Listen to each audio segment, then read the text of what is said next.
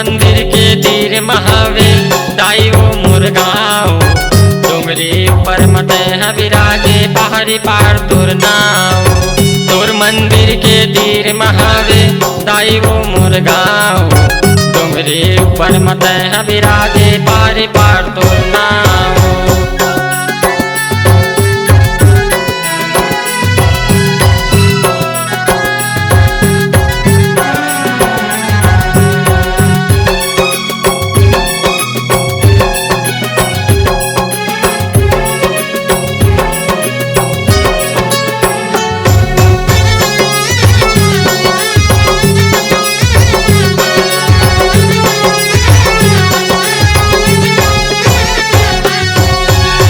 दुर्गा के रूप बनाए पहाड़ी पाट के छाँव में। अब तो मैं आगे उदाई तोरे अचरा के छाँव में।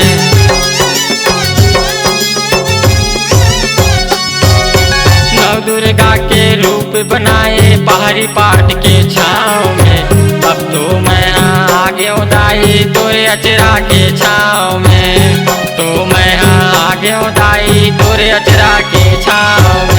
ज्यादा दुरिया नहीं है उदाई इहले मुरगाओ नौ दुर्गा के रूप दिखाए परत रहूं तुर पाओ। नौ दुर्गा के रूप दिखाए परत रहूं तुर पाओ।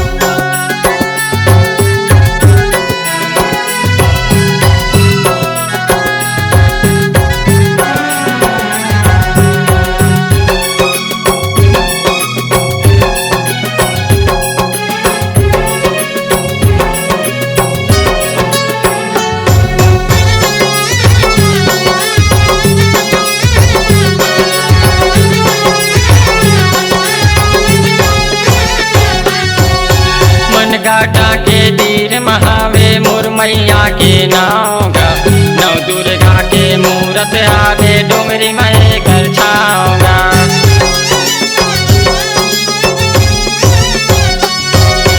मन गाटा के तीर महावे मोर मैया के नावगा नौ दुर्गा के मूरत आवे डोंगरी में कर छाओगा। नौ दुर्गा के मूरत आवे डोंगरी में कर छाओगा। तोर चलैका बन के उदाई आए हो तोरे छाँव। तोर मंदिर गजब सजे पहाड़ी पाट के छाँव। तोर मंदिर गजब सजे पहाड़ी पाट के छाँव।